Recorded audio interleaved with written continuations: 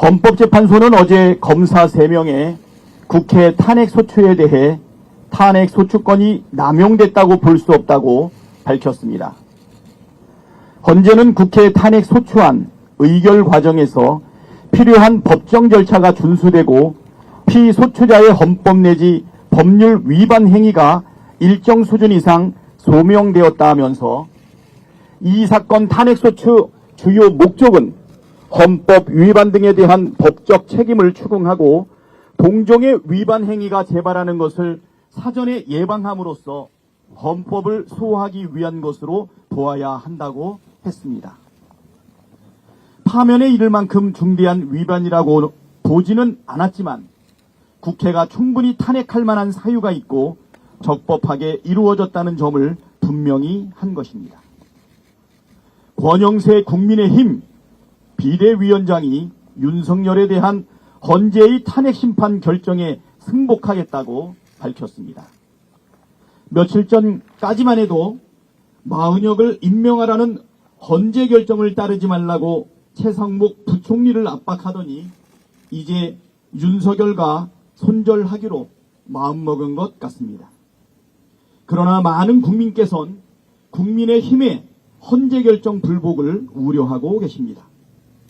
국민의힘이 그동안 말 따로 행동 따로 행태를 지속해왔기 때문입니다.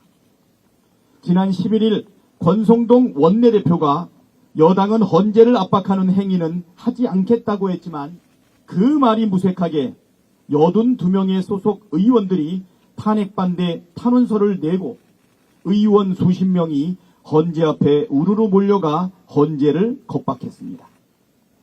권영세 위원장은 정치가 법의 테두리를 넘어서는 안 된다고 했지만 헌재를 때려 부숴야 한다고 선동한 서천호 의원을 감싸고 있고 윤상현 의원은 의원 총사퇴니 국회 해산이니 하며 연일 헌재를 따로 겁박하고 있습니다. 말 따로, 행동 따로, 지도부 따로, 의원들 따로. 무슨 따로 국법입니까?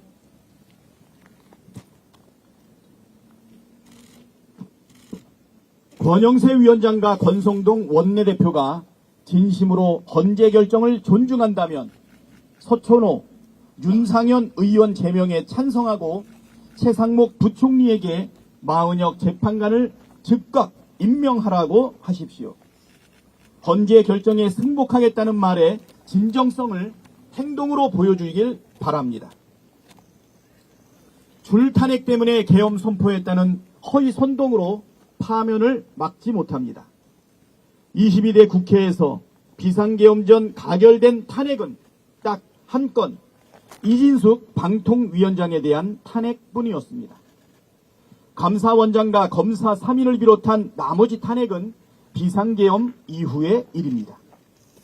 게다가 어제 대법원은 이진숙 체제 방통위에서 이뤄진 MBC 대주주 박문진 이사 임명 처분 효력을 정지해달라는 신청을 최종 받아들였습니다. 이준석이 비록 파면은 면했지만 불법을 행했다는 것을 인정한 것입니다. 헌재도 이진숙과 검사 3인에 대한 국회의 탄핵이 적법하고 충분한 사유가 있었다고 판단했다는 점을 다시 상기시켜 드립니다. 오히려 윤석열이야말로 취임 이래 25번의 줄 거부권을 행사했습니다. 이승만 이후 가장 많은 거부권을 행사했고 인사청문 보고서 채택 없이 임명을 강행한 번만 30번, 장차관의 국회 불출석은 120번이 넘습니다. 역대급 국회 무시, 일방 폭주를 막기 위한 국회에 불가피하고 적법한 탄핵을 내란의 이유라고 선동하는 건 매우 파렴치한 일 아닙니까? 헌법만 읽어봐도 탄핵이 비상계엄의 요건이 전혀 안 된다는 사실을 초등학생도 쉽게 알 수 있습니다. 거짓말을 반복하면 국민이 계몽될 거라고 착각하는 모양인데 그것은 국민을 목매한 존재로 여기는 태도입니다. 허위 선동과 억지 주장 말고 겸허하게 파면 결정을 기다리길 권합니다. 헌법을 중대하게 위반한 윤석열은 파면을 피할 수 없습니다.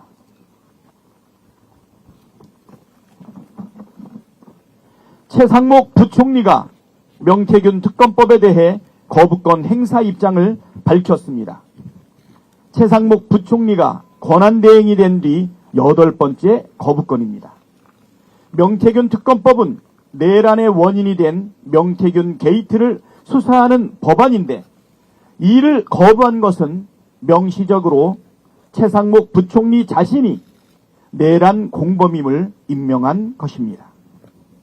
헌재 결정에도 위법한 행위를 일삼은 죄, 내란 수세를 계속 방해한 죄, 국회 권한을 심각하게 침해한 죄값을 반드시 치르게 될 것입니다.